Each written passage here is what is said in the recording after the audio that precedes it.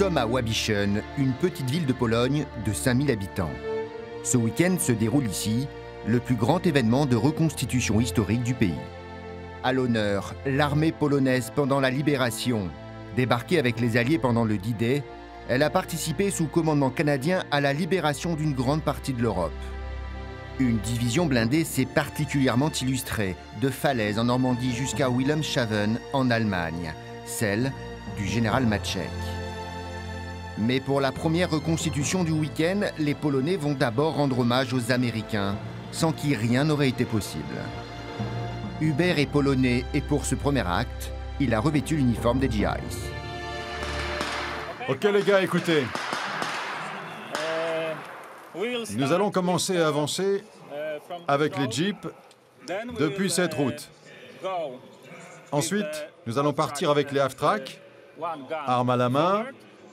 On avance et après quelques minutes, le tank allemand va arriver de l'autre côté. Et ça sera le signal pour nous de reculer.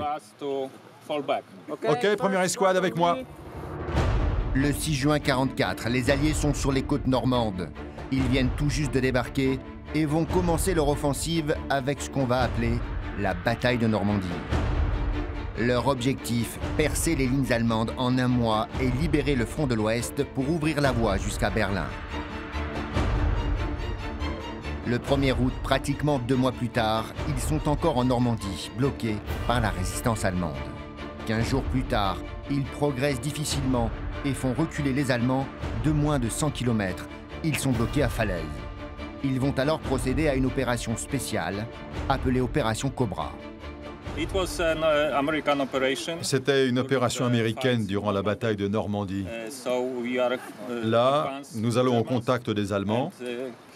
C'est le dernier jour de l'opération Cobra, où les troupes allemandes s'échappent et où nous les poursuivons.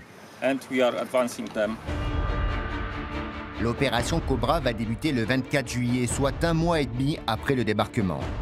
Elle commence par l'envoi du plus gros tapis de bombes de la Seconde Guerre mondiale sur les lignes ennemies.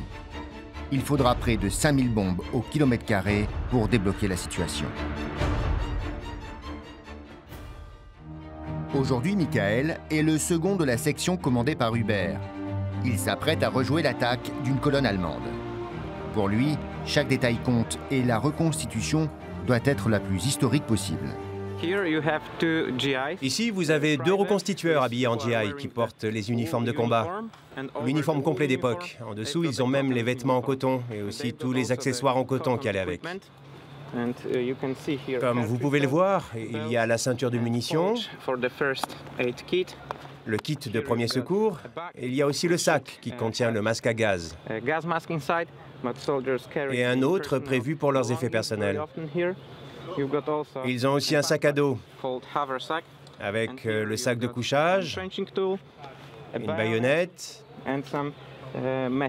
puis un kit ration de survie. Les soldats sont armés avec un M1 Garand, qui figure parmi les armements américains basiques durant la Seconde Guerre mondiale. Et mon ami porte, pour finir, le fameux casque américain d'époque. Pour cette reconstitution du jour, les organisateurs ont mis les gros moyens. Le matériel militaire d'époque est impressionnant. Ici, nous retrouvons les véhicules armés, comme ce half-track. Et c'est ici que nous allons nous cacher. Des véhicules blindés comme ce half-track M16 équipé de 4 redoutables mitrailleuses, très avant-gardistes pour l'époque. Ce qui est important et intéressant, c'est que cette version de véhicule blindé a été utilisée pour la guerre du Vietnam. Il est vraiment puissant, ultra puissant durant l'attaque. Il y a également la possibilité d'installer un canon anti-char US de 57 mm. Il est maintenant l'heure de commencer la bataille. Jeep, hommes et blindés se mettent en place. La première échauffourée va commencer.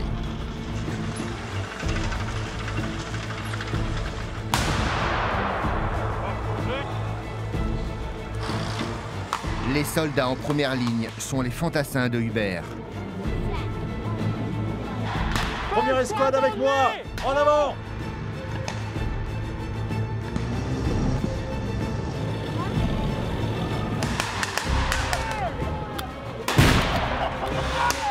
Très vite, ils vont se faire repousser par l'artillerie allemande et surtout par l'arrivée des fameux Panzers. Reculez! Reculez!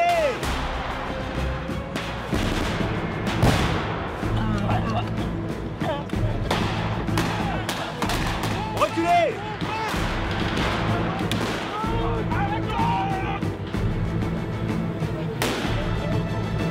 Et comme dans la vraie bataille, le salut va venir de l'aviation et de ces bombardements sans précédent.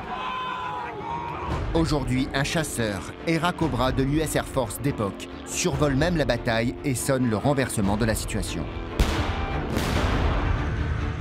Au sol, les blindés américains ne tardent pas à rentrer dans la bataille. Le fameux M4 Sherman sera déterminant dans la victoire finale. Construit à plus de 50 000 exemplaires, il va équiper toutes les forces alliées occidentales. Il était moins bien blindé que le Panzer, mais il était d'une mécanique particulièrement fiable. Très vite, les forces allemandes sont débordées par le déluge de feu qui s'abat sur eux et vont perdre la bataille. Hubert est fier de ses hommes. La reconstitution a été parfaite. C'était super. Personne n'a été blessé. C'est toujours une bonne chose. Ça peut arriver parfois, hein, mais là, tout a été OK. Tout le monde a bien joué le jeu. On a eu assez de munitions, ça c'est important. De bons explosifs aussi. Beaucoup de tanks, de jeeps, d'half-tracks. Donc c'est vraiment une bonne chose pour la reconstitution.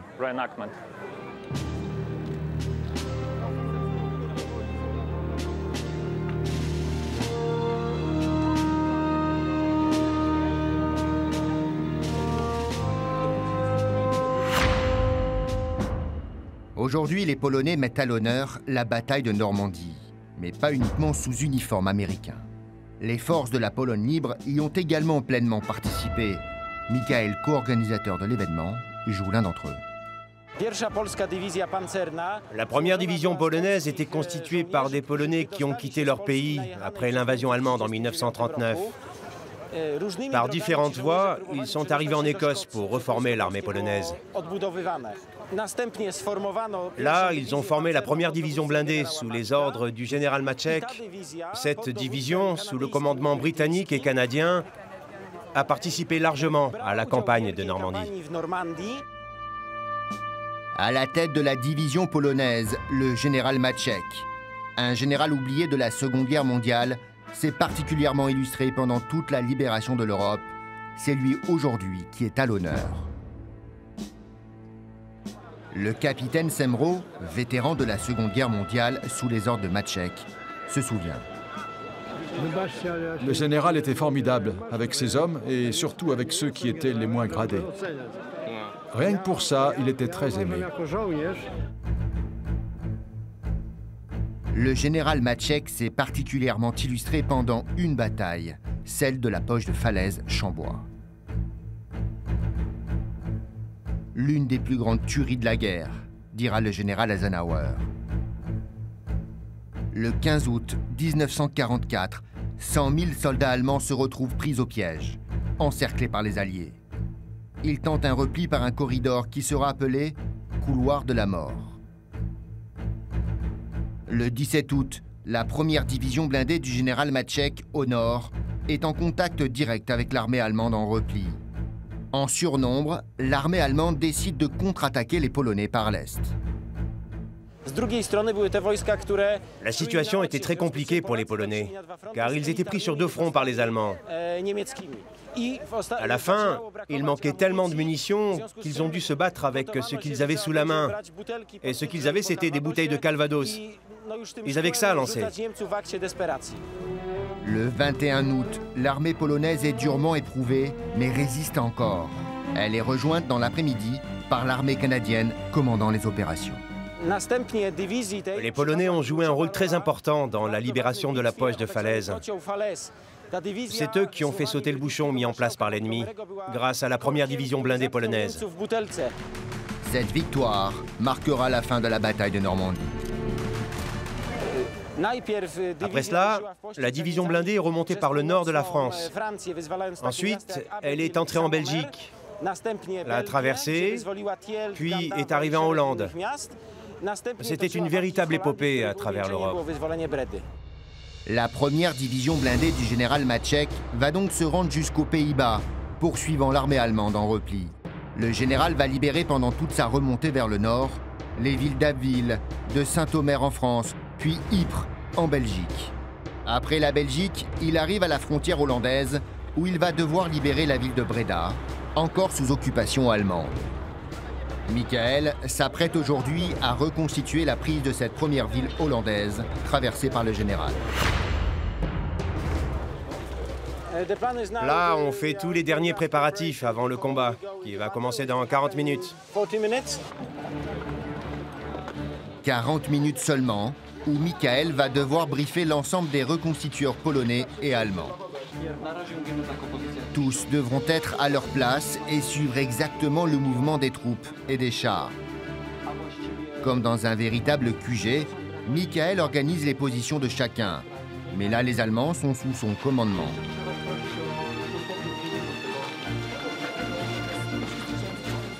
Il faut maintenant que chaque reconstitueur récupère une arme opérationnelle. En effet, celles qu'il possède sont pour des raisons de sécurité incapables de tirer des balles, même à blanc. Et pour faire vrai, le tir à blanc va être légion cet après-midi.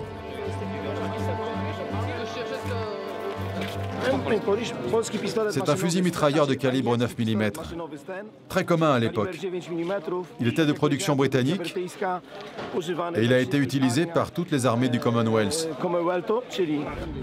Ce fusil mitrailleur est devenu le symbole de la résistance face aux Allemands, qui les premiers se sont dotés d'une telle arme. Son nom, le Sten Mk2, il apparaît dans tous les films sur la Seconde Guerre mondiale. Il a été produit à 2 millions d'exemplaires par les Britanniques. Facile à produire, il était redoutable au combat et a été déterminant dans de nombreuses batailles. Il équipait les fantassins, mais aussi les commandos. Il a même été parachuté en grand nombre aux résistants français. Michael va maintenant rejoindre son camp, sa division blindée. L'armée polonaise libre était équipée de chars américains T4 Sherman. Oui, nos tanks étaient fabriqués par les Américains, les tanks Sherman, et ils étaient sous bannière polonaise. Ah, c'est pas facile de voir l'insigne, là. C'est le même insigne que vous voyez là-bas sur la manche du soldat. Il représente des grandes ailes. C'est l'insigne traditionnel de la cavalerie blindée polonaise. On l'a adapté ensuite à l'ensemble des unités polonaises libres comme signe de référence. La bataille va se dérouler en plusieurs actes.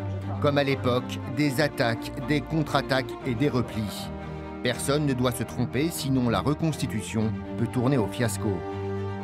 Le repli pour tout le monde, c'est le moulin. Le moulin? Le moulin, oui. La prise de Breda ne s'est pas déroulée facilement. Les Allemands avaient bien l'intention de résister et attendaient les Polonais de pied ferme, avec un piège qui aurait bien pu coûter la vie au caporal Jedomski, vétéran de la bataille de Breda. À notre arrivée à Breda, les gens nous faisaient des signes avec la main. On avançait et d'un coup, les rues se sont vidées. Personne sur la route. Je me suis dit, c'est fini.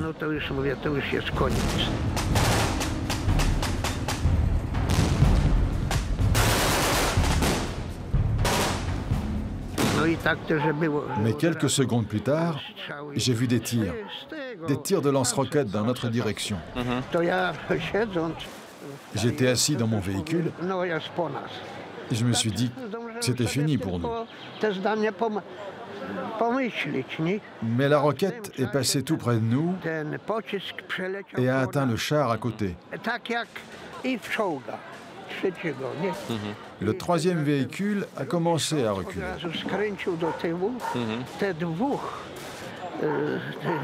Les civils qui étaient dans notre véhicule sont partis en courant. Moi, je suis resté assis et le moteur a calé.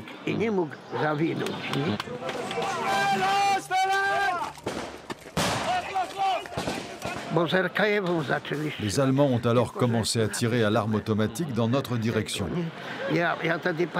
J'ai quitté mon véhicule pour mettre les blessés à l'abri et me mettre moi-même à l'abri.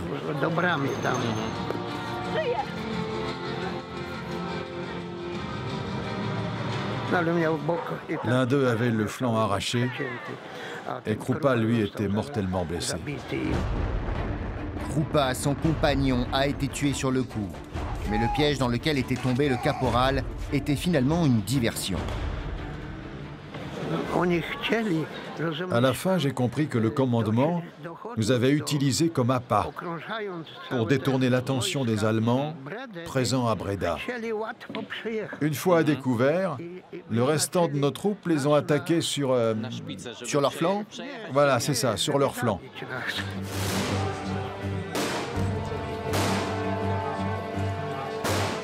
Les Allemands à découvert, l'armée polonaise pouvait maintenant lancer l'offensive. C'est pour faire vrai? Oui, c'est pour faire vrai durant la bataille. Michael et ses hommes finissent leur dernière petite touche de maquillage avant de passer à l'action. Le maquillage est très important. C'est la touche de la division blindée polonaise. Le général va envoyer sa division blindée pour maintenant nettoyer le secteur. Derrière les chars, les fantassins sont protégés dans des half-tracks, les véhicules blindés américains de transport de troupes qui talonnent les tanks. À l'intérieur, c'est une ambiance de débarquement qui règne.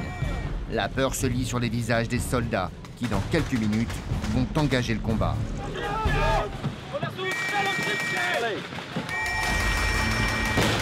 Les reconstitueurs se lancent dans la bataille comme si celle-ci était réelle. Il n'y a pas de seconde prise, tout se joue en un seul acte.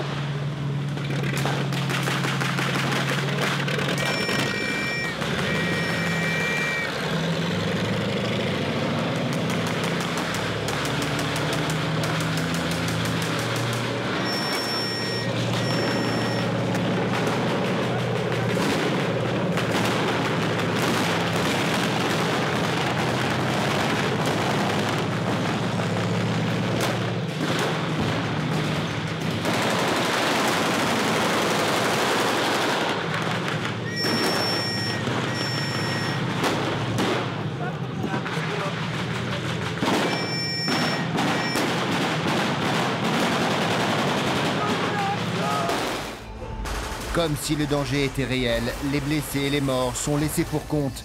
Il fallait avant tout dans ce genre de bataille sauver sa peau avant celle de son camarade.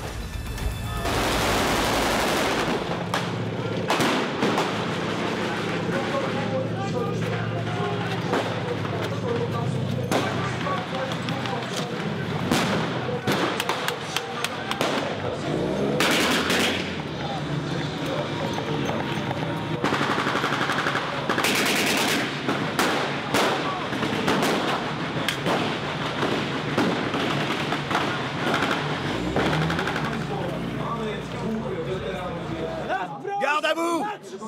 Mettez-vous en rang sur 3 lignes. À droite, droite!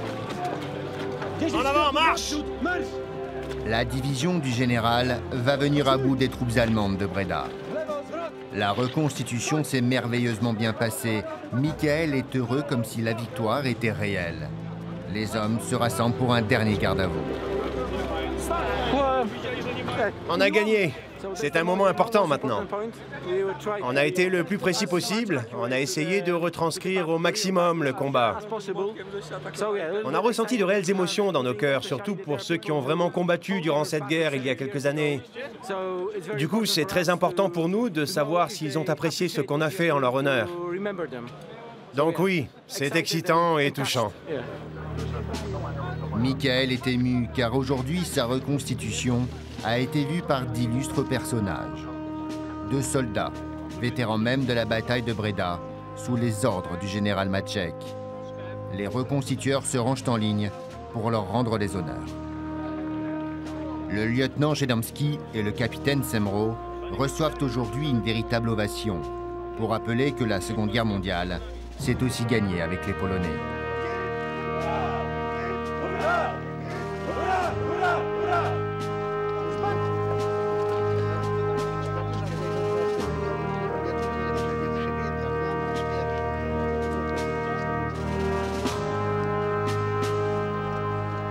Le capitaine ne cache pas son émotion. Il est très fier d'être aujourd'hui ici présent et se souvient. C'était pas facile d'être à Breda, mais je me suis senti bien après. Je ne pouvais pas me sentir mal après avoir libéré la ville de l'occupant. Les Polonais des forces libres se sont brillamment illustrés, notamment grâce au général Maciek, un général oublié de l'histoire, mais qui était une véritable figure de l'armée polonaise. Oh oui, il était aimé de ses hommes, le général.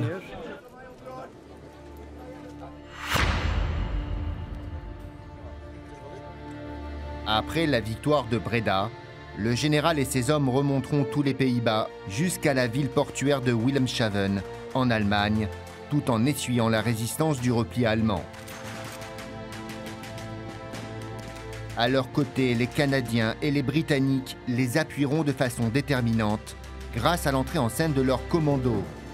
Ils détruiront les poches de résistance détenues par une artillerie allemande ultra résistante qui empêchait les troupes et les véhicules de passer.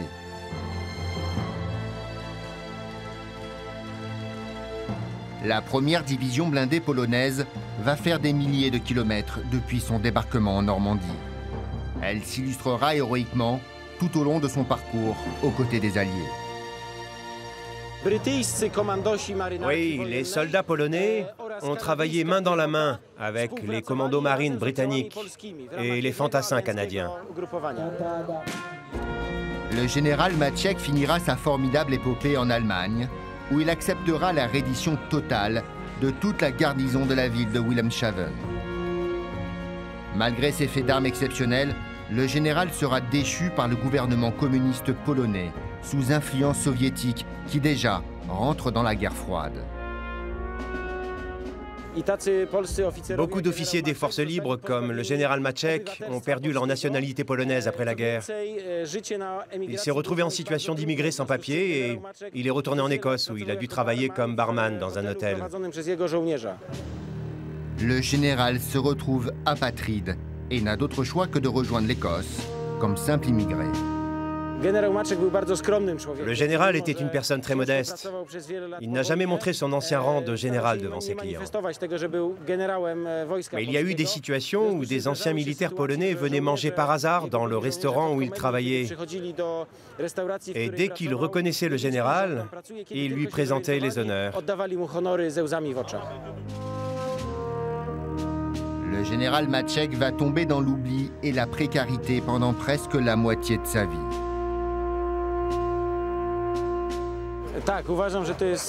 C'est une tragédie dans l'histoire de la Pologne. Qu'un homme comme le général Maciek, qui a joué un rôle aussi important dans la guerre, ait pu être rejeté ainsi et non reconnu par son pays pendant tant d'années. Oui, c'est dramatique. Une tragédie qui durera 45 ans. Il sera finalement réhabilité, puis décoré de la plus haute distinction nationale. Grâce aux reconstitueurs présents aujourd'hui en son honneur, il ne tombera plus jamais dans l'oubli.